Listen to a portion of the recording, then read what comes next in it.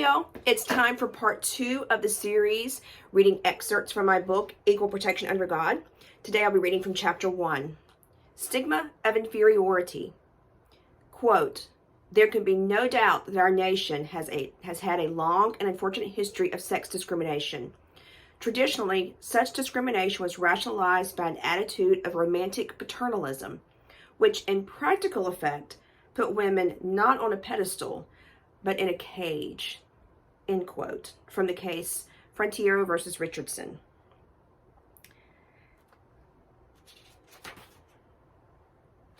Having grown up in the church, originally Southern Baptist, then Christian Missionary Alliance, followed by Wesleyan Welling College and law school, Assemblies of God, and a few non-denominational congregations, I saw and heard only men in positions of leadership. Indeed, I was told women were not allowed to attain positions of leadership in the church, nor were women allowed to preach on Sunday mornings. Church and denominational leaders pointed to a verse in Timothy written by the much revered Paul that stated that he did not permit women to teach or to exercise authority over a man. Rather, she is to remain quiet. 1 Timothy chapter 2, verse 12. Women were allowed to be song leaders and Sunday school teachers, but they were not awarded a position behind the pulpit delivering a sermon on a Sunday morning. As a child, teen, and then young woman, I saw this pattern in church after church. This was the norm. What I saw week after week, and it was internalized. There was no one on the big stage who looked like me. There was no representation for me and other young, impressionable girls looking for something familiar and relatable each and every Sunday. The practice of excluding females was accepted, and I rarely heard it questioned within the church. It created a stigma that women were inferior, particularly spiritually inferior to men. When you read and study the Bible as a whole, you start to see and understand the character of God. With that foundation, read Paul's letters, all of his letters.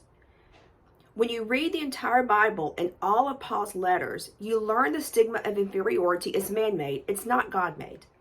The stigma created by man has turned many women away from the church and ultimately from God. When a young woman doesn't see her and find her value in God and God's representatives on earth,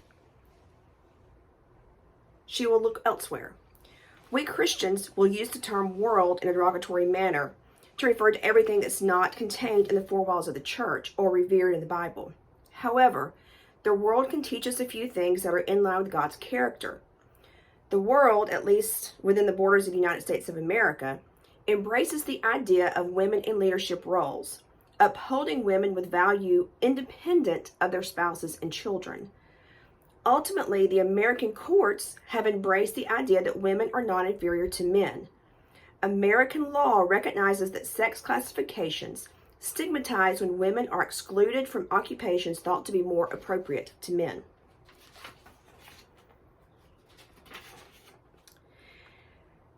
There is a phrase we sometimes hear, history is written by the victors. The first person to utter that phrase is not known, but this reference to war can also be true for theology. Men have dominated theology. The first Christians were part of a patriarchal society. As such, men dominated the religious circles.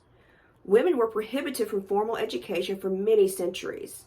Interestingly, Jesus commended a woman for sitting at his feet and listening and learning from him. See Luke chapter 10, verses 38 through 42. Theology is the study of God. The study of God, though, is broad. It includes the study of his nature, how he relates to the world, how people practice their faith in God, and their religious experience. Men have been the predominant theologians throughout the centuries. Men have crafted the way in which we have interpreted Scripture for centuries. There were some women in history who studied and wrote about theology, but they were very few. It is only in the recent history that women have really embraced this task and been allowed to embrace the task, I'll add.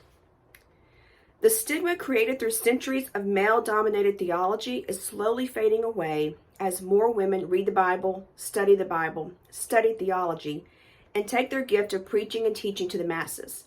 The stigma, though, is stubborn. It took hold of our pulpits with the story of Eve.